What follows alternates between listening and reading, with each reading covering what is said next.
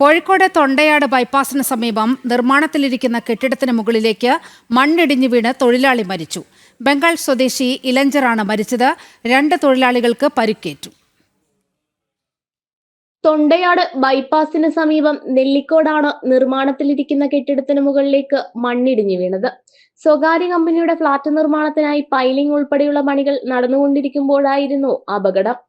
3 അന്യസംസ്ഥാന തൊഴിലാളികളായിരുന്നു അപകട സമയം ജോലി ചെയ്തിരുന്നത്. ഫയർഫോഴ്സും നാട്ടുകാരും ചേർന്ന് മണ്ണിനടിയിൽപ്പെട്ട 2 പേരെ പുറത്തെടുത്തപ്പോഴാണ് ഒരാൾ കൂടിയുണ്ടെന്ന് മനസ്സിലായത്.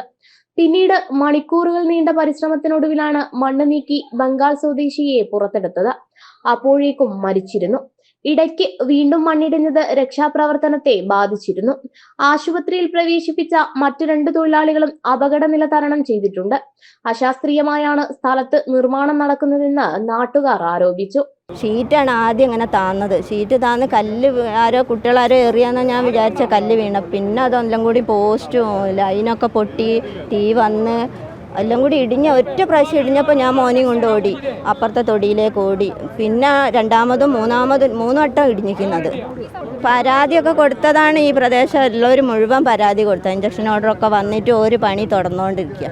ഒരു കേൾക്കൂല പറഞ്ഞത്.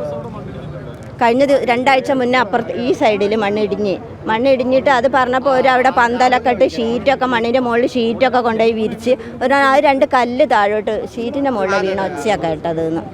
അപകട സാധ്യത കണക്കിലെടുത്ത് നിർമ്മാണം നിർത്തിവെക്കണമെന്നാവശ്യപ്പെട്ട് നേരത്തെ പരാതി നൽകിയിരുന്നതായും നാട്ടുകാർ പറഞ്ഞു. ജനം, കോഴിക്കോട്.